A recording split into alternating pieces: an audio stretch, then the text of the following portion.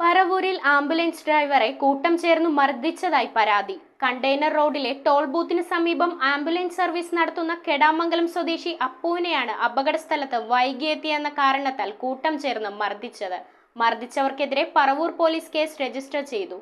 പട്ടികജാതി വിഭാഗത്തിൽപ്പെട്ട ആംബുലൻസ് ഡ്രൈവറായ കെടാമംഗലം സ്വദേശി അപ്പുവിനെയാണ് പറവൂരിൽ കൂട്ടം ചേർന്ന് മർദ്ദിച്ചത്. കണ്ടെയ്നർ റോഡ് ടോൾ ബൂത്തിന് സമീപം ആംബുലൻസ് സർവീസ് നടത്തുന്ന സ്ഥാപനത്തിലെ ഡ്രൈവറാണ് അപ്പു. ESA ഹോസ്പിറ്റലിന് സമീപം അപകടം നടന്നതായി വിവരം ലഭിച്ചതിനാൽ ഡ്രൈവർ ഉടൻ സംഭവ സ്ഥലത്തെത്തി. എന്നാൽ അവിടെ അപകടം നടന്നതായി കണ്ടില്ലെന്നും തുടർന്ന് താൻ വൈകിയാണ് എത്തിയതെന്ന് പറഞ്ഞ് 4 പേർ ചേർന്ന് മർദ്ദിക്കുകയുമായിരുന്നുവെന്ന് ഡ്രൈവർ പറഞ്ഞു. പരുക്കേറ്റ ഇദ്ദേഹം പറവൂരിലെ സ്വകാര്യ ആശുപത്രിയിൽ ചികിത്സ തേടി പറവൂർ മുളവുകാട് പോലീസിൽ പരാതി നൽകുകയും ചെയ്തു. അവരെന്നെ മർദ്ദിക്കുകയാണ് ഉണ്ടായത്.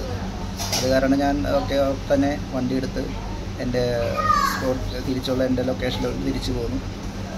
ടോളിനടുത്തുള്ള എൻ്റെ കൺട്രോൾ റൂമിലോട്ട് ഞാൻ എത്തിയപ്പോൾ അവരെന്നെ പിന്തുടർന്ന് വന്ന് കാറിൽ വന്ന് എന്നെ വീണ്ടും ഉപദ്രവിക്കുകയാണ് ഉണ്ടായത്. അപ്പോൾ എൻ്റെ റൂമിൽ നിന്ന് ഞങ്ങളെ പുറത്താക്കി ഡോറൊക്കെ ലോക്ക് ചെയ്ത് അവർക്ക് അതിനുള്ള ഒരു അധികാരം ഇല്ലെങ്കിൽ തന്നെ അവരെൻ്റെ റൂമിൽ നിന്ന് ഞങ്ങളെ പുറത്താക്കി ഭീഷണിപ്പെടുത്തുകയും വളരെയധികം ഉപദ്രവവും എൻ്റെ കഴുത്തിന് നെറ്റിപ്പിടിച്ച് ശ്വാസം മുട്ടിക്ക് വരെയും വധശ്രമത്തിന് വരെയും അവർ ശ്രമിച്ചതായിട്ടാണ് എനിക്ക് ഇതായത്. News bureau, Paravur. കാൽനൂറ്റാണ്ടിന്റെ പൊൻതിളക്കത്തോടെ പറവൂർ വൈപ്പിൻകരയുടെ സ്വന്തം കവിത ജ്വല്ലറി ഇപ്പോൾ ഏറെ പുതുമകളോടെ. കവിത ജ്വല്ലറി ചെറായി, ഒരു ദേശത്തിന്റെ സുവർണ പാരമ്പര്യം.